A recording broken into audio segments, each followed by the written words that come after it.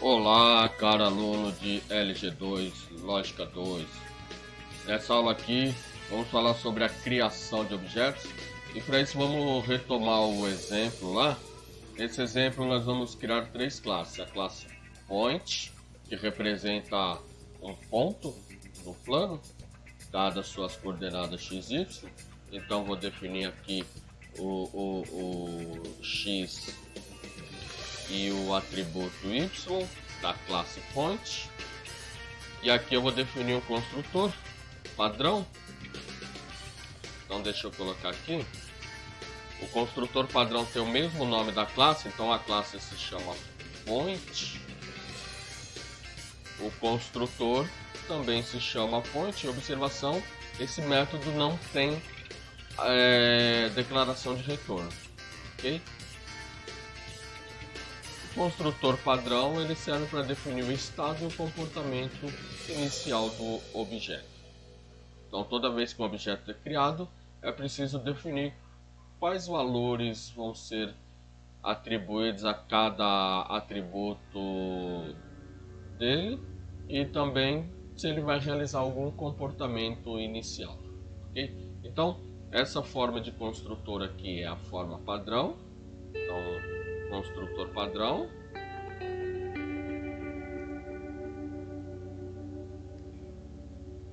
Então esse construtor padrão é aquele que não leva argumentos.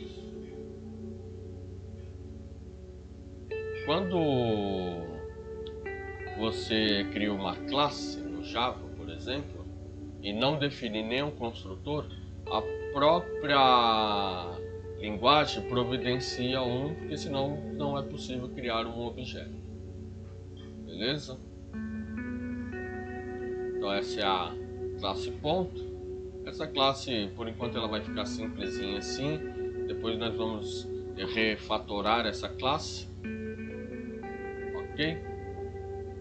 E aí eu vou salvar essa classe. Vou adicionar uma nova classe.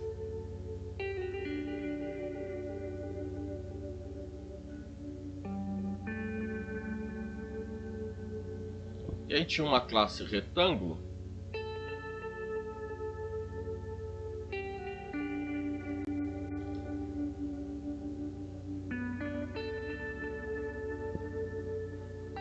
Essa classe retângulo, ela tinha a largura, que eu vou chamar de W, e tinha, vou definir como inteiro, tá bom? E tinha a altura, que eu vou chamar de H. E aí, note que o construtor padrão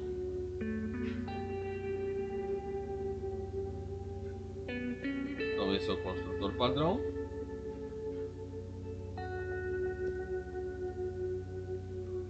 Então, lembrando, a finalidade do construtor é definir o estado e comportamento inicial para o objeto. Por exemplo, eu quero definir no momento em que eu criar este objeto que a largura seja 10 e a altura seja 4, por exemplo. Então, note que o construtor, no momento que ele criar um objeto desse tipo, automaticamente a largura vai ser 10 e a altura 4. Eu vou criar uma sobrecarga, vou sobrecarregar esse construtor.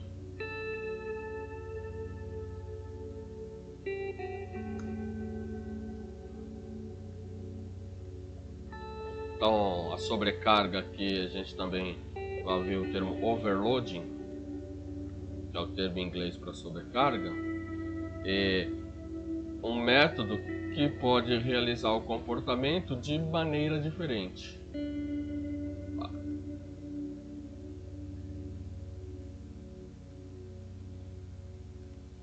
Então vamos pegar aqui. Opa. No momento em que eu for criar um objeto retângulo, eu já vou passar a altura e a largura. Se eu não passar, ele vai assumir que a largura é 10 e a altura é 4. Agora, nesse caso, eu vou falar que a largura é o parâmetro passado e a altura é o parâmetro h passado. Ok? Então, essa é a classe retângulo. Vou falar essa classe.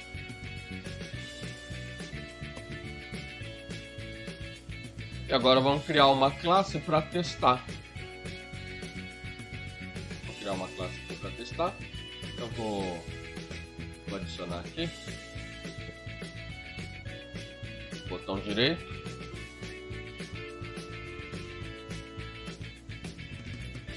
New Class. Já vou colocar uma classe aqui.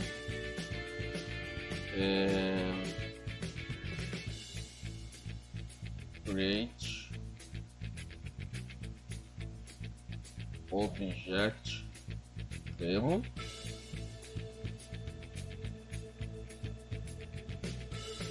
E aí ela vai ter o método main, porque esse vai ser o meu programa. Bom, então ó,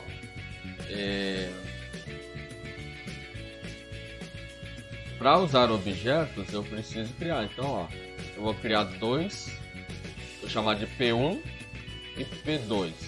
Então eu vou declarar esses objetos e agora eu vou instanciar ou criar. Então P1 igual new point. Então na construção de P1 eu estou chamando o construtor padrão, esse que não recebe argumento. Então automaticamente ele vai pôr o valor 10 para a largura e 4 para a altura. Já o P2 igual new point. Desculpa, gente. Largura e altura é do retângulo, tá bom? O ponto não. O ponto eu não defini as coordenadas do ponto.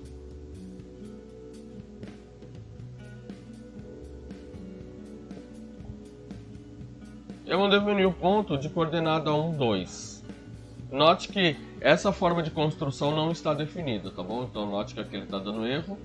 E se eu voltar na classe point, eu só tenho um construtor padrão que coloca os valores default ou padrão no x e y. Eu vou definir aqui um construtor sobrecarregado para que eu passe as coordenadas x e y deste ponto. Então eu vou aqui, ó. Eu posso digitar o código lá, ou eu vou aqui e vou fazer o seguinte, ó. Ok, pronto. Eu vou fazer o seguinte, ó. Create constructor. Eu vou criar um construtor que tem essa cara em que ele recebe 2 argumentos inteiros. Olha só.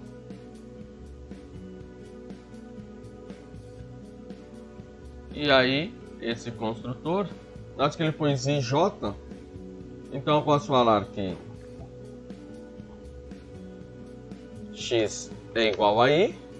Eu vou deixar os argumentos do jeito que ele sugeriu, mas eu poderia mudar.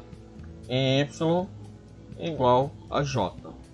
Então o primeiro argumento vai para x, que é i vai para x, e o j vai para y, e aí eu tenho uma sobrecarga que permite na construção desse objeto passar as coordenadas x e y do ponto. Então, overloading construtor. Ok? Agora eu vou criar um objeto retângulo.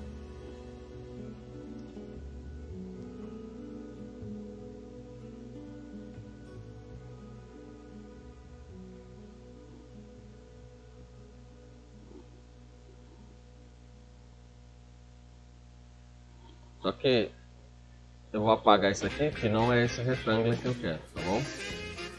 E eu escrevi errado, é retângulo, assim, eu esqueci o sim. Vou chamar de R1 igual new. Esse escrevi errado, vamos ver. Eu vou chamar de R2 igual 1000. No momento em que eu construo o retângulo, eu posso passar a largura. Por exemplo, quero um retângulo de largura 3 e altura 6.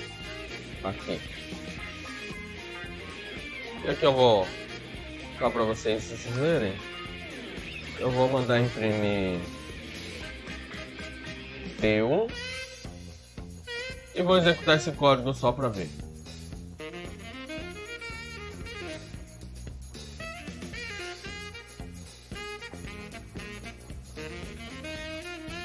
Bom, isso aqui não me interessa.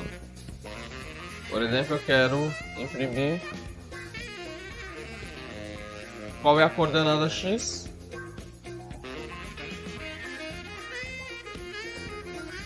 e qual é a coordenada y de P1. P1.y.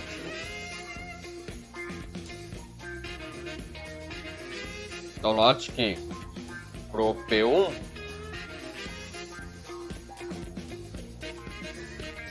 as coordenadas 0, 0, porque como eu não passei nada, ele assumiu que os valores x e y são 0.